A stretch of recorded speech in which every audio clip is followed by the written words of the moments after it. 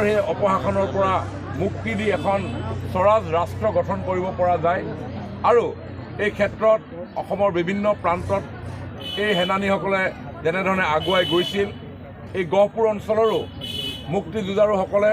মৃত্যু বাহিনী গঠন কৰি এই স্বাধীনতা সংগ্ৰামত তেখেতসকল ব্ৰতী হৈছিল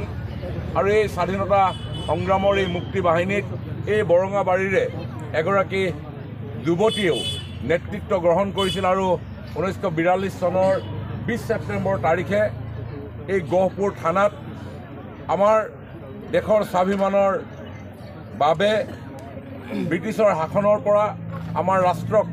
মুক্তি দিয়াৰ মানসেৰে ব্ৰিটিছৰ বিৰুদ্ধে সন্মুখ সমৰত তেখেতসকল লিপ্ত হৈছিল সংঘৰ্ষত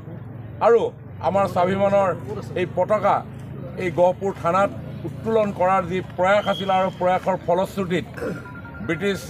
আৰক্ষীৰ গুলীত প্ৰাণ দিব লগা হৈছিল আৰু সেইগৰাকী বীৰাংগনা মহিয়সী নাৰীৰ প্ৰতি সন্মান জনাই যিগৰাকীয়ে নিজৰ জীৱনকো তুচ্ছ জ্ঞান কৰি আমাৰ ভৱিষ্যত সুৰক্ষিতৰ কাৰণে আত্মবলিদান দিলে তেখেতক সন্মান জনাবৰ কাৰণে তেখেতৰ 100 বছৰীয়া জয়ন্তীত সমগ্ৰ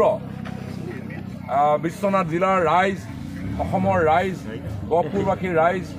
আমাৰ চৰকাৰ সকলোৱে মিলি তেখেতক স্মৰণ কৰিবৰ কাৰণে সকলো সমবেত হৈছোঁ।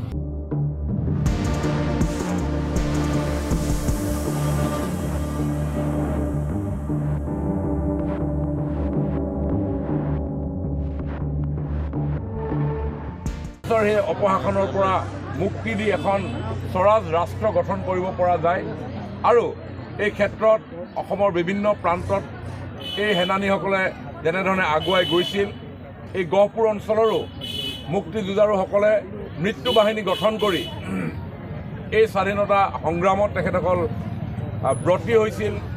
আৰু এই স্বাধীনতা সংগ্ৰামৰ এই মুক্তি বাহিনীত এই বৰঙাবাৰীৰে এগৰাকী যুৱতীয়েও নেতৃত্ব গ্ৰহণ কৰিছিল আৰু 1942 চনৰ 20 ছেপ্টেম্বৰ তাৰিখে এই গহপুৰ থানাত আমাৰ